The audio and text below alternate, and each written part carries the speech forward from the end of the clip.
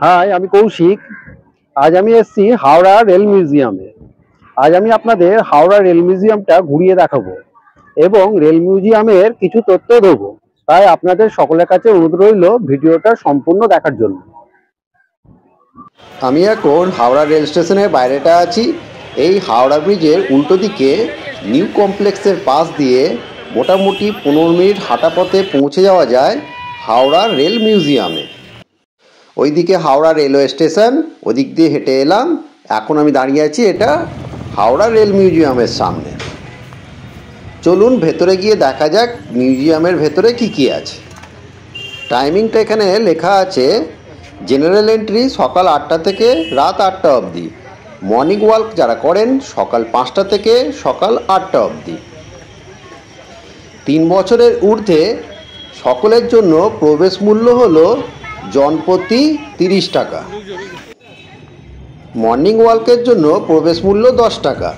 আর কেউ যদি মনে করেন মর্নিং ওয়াক মান্থলি পাস করাবেন, তাহলে সেক্ষেত্রে 200 টাকা পড়বে।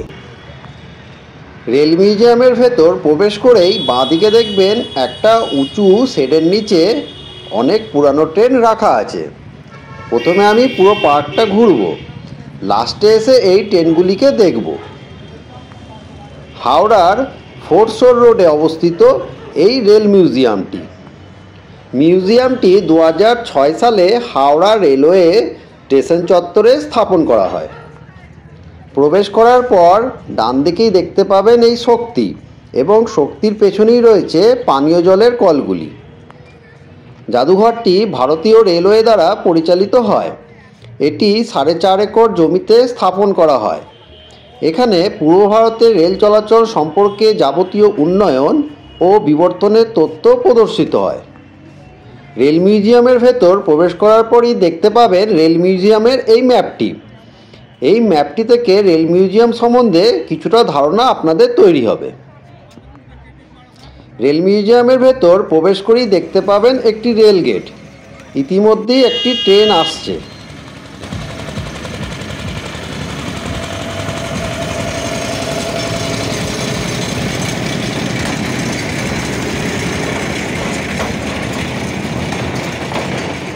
হাওড়া রেল মিউজিয়ামের ভেতর যে রেলগেটটি আছে, সেই রেলগেটের পাশ দিয়ে যে রাস্তাটি চলে গেছে, সেই রাস্তার পাশ দিয়ে কিছু দূর এগোনোর পরই দেখতে পেলাম নৌকা এবং বাচ্চাদের চাপার জন্য জিপ গাড়ি।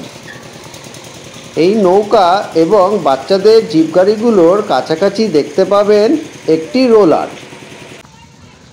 19 শতকের শেষের দিকে রিচার্ড গ্যারেট বি সন্স লিমিটেড কর্তৃক নির্মিত গ্যারেট রোড রোলার।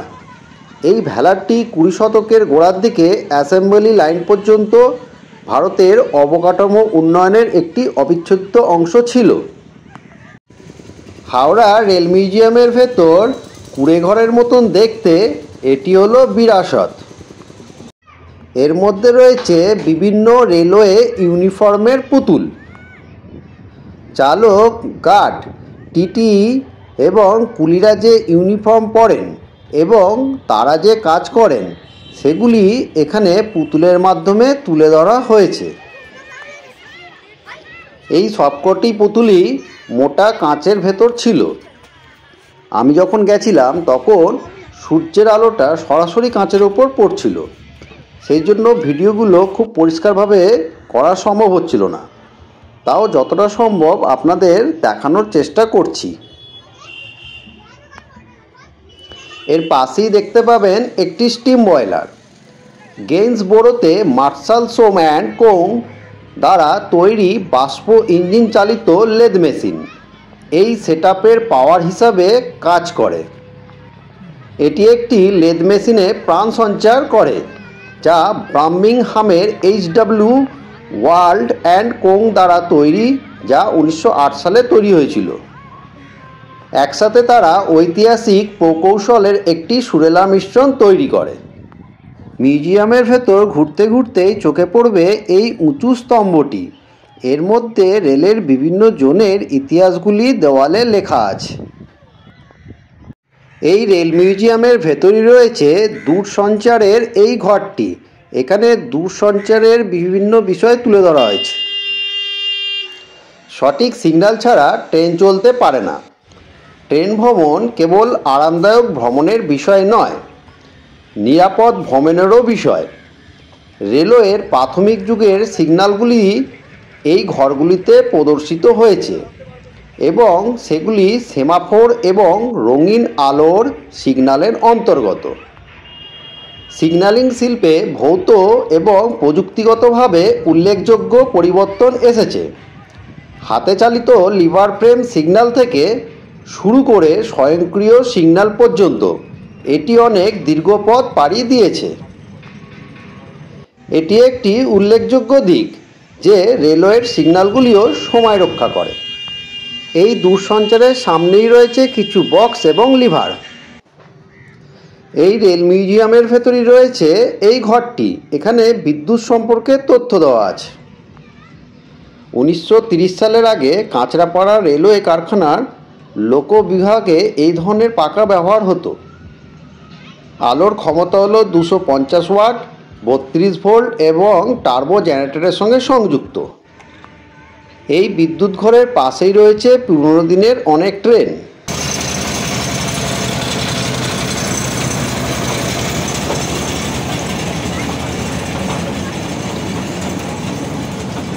যেটা আছে এটা হচ্ছে পাকিস্তান রেলওয়ে। না না, আমি পাকিস্তানে নেই, এটা হাওড়া রেল মিউজিয়ামে আছে। রেল মিউজিয়ামের পেছন দিকে খোলা ট্র্যাকটি রয়েছে, সেখানে রয়েছে বিভিন্ন ভিন্টেজ লোকোমোটিভ। এই রেল মিউজিয়ামে যেমন রয়েছে পাকিস্তানের এই রেল ইঞ্জিনটি, তেমনই রয়েছে প্যান বৈদ্যুতিক এবং ডিজেল লোকোমোটিভ থেকে ন্যারোগেজ সিস্টেম ইঞ্জিনের গুরুত্বপূর্ণ বিষয়গুলি। আপনারা যখন রেল মিউজিয়ামে আসবেন তখন পেছন দিকে এসে দেখবেন সারিবদ্ধভাবে দুপাশে এরকম অনেক ট্রেন রাখা আছে এবং প্রতিটা ট্রেনের বিষয়বস্তু ট্রেনের পাশেই বোর্ডগুলিতে লেখা আছে। সামনেই একটা ক্রেন মতন দেখা যাচ্ছে, আর একটু এগোলেই সবুজ রঙের এটি একটি রেল বাস। আমি দ্রুত হাঁটার মাধ্যমেই এই ভিডিওটা করছি এবং এই রেল ট্র্যাকের ওপর যে সমস্ত ট্রেনগুলি আছে তা আপনাদের দেখানোর চেষ্টা করছি। প্রতিটা ট্রেনকে যদি একটা একটা করে দেখানো যায় তাহলে ভিডিওটা অনেকটা লম্বা হয়ে যেত। সেই কারণে আপনাদের খুব সংক্ষিপ্তভাবেই এই ট্রেনগুলো আমি এখন দেখালাম। এটি হলো প্রবেশপথের ঠিক সামনেটায়। সামনেই রয়েছে ওই প্রবেশপথের মূল গেটটি। এই রেল মিউজিয়ামে রেল ইঞ্জিন ছাড়াও বাচ্চাদের জন্য এইসব অ্যাক্টিভিটিগুলো রয়েছে, যেখানে বাচ্চারা খুব আনন্দ করে। আমি এখন হাওড়া স্টেশন বিল্ডিংয়ের মতন দেখতে হাওড়া রেল মিউজিয়ামে দাঁড়িয়ে আছি।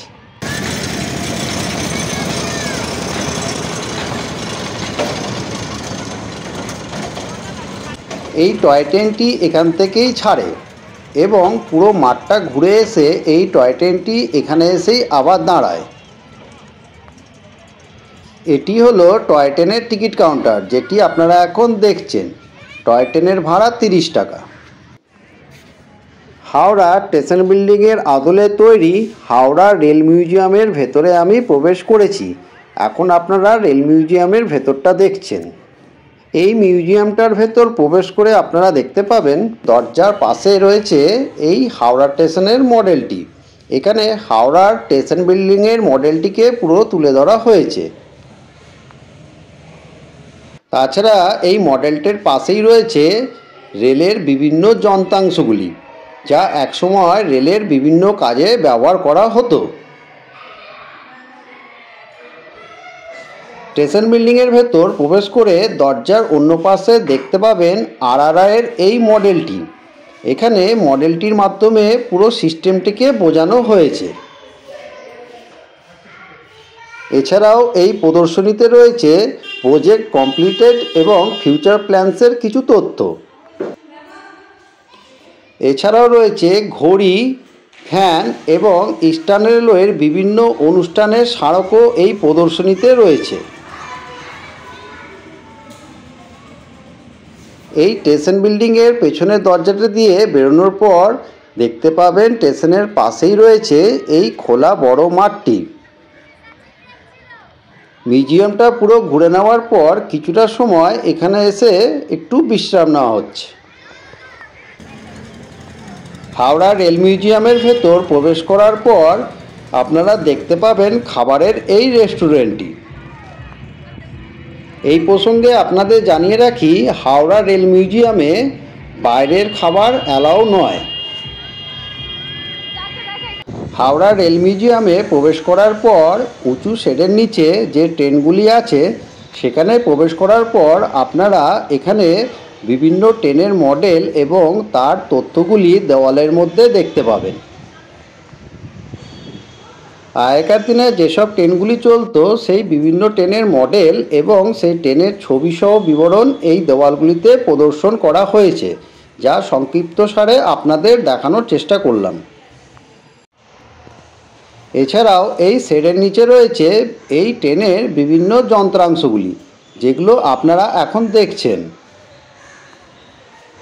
EIR 5622 একটি ব্রডগেজ পরিদর্শন ক্যারেজ, যা সূক্ষ্মভাবে তৈরি করা হয়েছিল। EIR 5622 ছিল সর্বোত্তম পরিদর্শন যান, যা আরাম এবং কার্যকারিতা উভয় প্রদানের জন্য ডিজাইন করা হয়েছিল। এই রেল ইঞ্জিনটার পাশেই রয়েছে সবুজ এবং লাল কালারের এই সুন্দর একটি ইঞ্জিন, যেটি আপনাদের এখন দেখাচ্ছি। আগেকার দিনে এইসব রেল ইঞ্জিনগুলোই চলতো। এর চাকাগুলো এখনকার চাকাগুলোর থেকে সম্পূর্ণই আলাদা। এই রেল ইঞ্জিনের ভেতরই দেখতে পাবেন একটি পুতুলও রয়েছে। এখন এই ট্রেনের যে কামরাগুলো প্রদর্শন করা হয়েছে সেগুলো আপনাদের আমি দেখাচ্ছি। এই কামরায় রয়েছে কিছু প্লেট, কিছু ফল এবং এই কামরারই এক পাশে রয়েছে একটি বিছানা। পরবর্তী কামরায় রয়েছে একটি বড় টি টেবিল, যেটা আপনারা এখন দেখছেন। এই রেল ইঞ্জিনটার পাশেই কাঁচের ভেতর রাখা রয়েছে ছোট ছোট মডেলের কিছু ট্রেন এবং প্রতিটা ট্রেনের সাথে লেখা আছে প্রতিটা ট্রেনের মডেল নাম্বারগুলি। হাওড়ার আঞ্চলিক রেল জাদুঘরে কাঞ্চনজঙ্ঘা অবস্থিত, যা একটি deluxe first class chair car, যা একসময় দার্জিলিং হিমালয়ান রেলওয়ের ন্যারোগেজ ট্র্যাকগুলিতে শোভা পায়। সম্পূর্ণ কাঠের তৈরি এই চমৎকার কোচটি ভারতের রেল ভ্রমণের বিলাসবহুল অতীতের প্রতিধ্বনি করে। কাঠের কাজ থেকে শুরু করে কাঁচের জানলা এমনভাবে তৈরি করা হয়েছিল যাতে যাত্রীরা ভ্রমণের সময় সম্পূর্ণ অভিজ্ঞতা উপলব্ধি করতে পারে।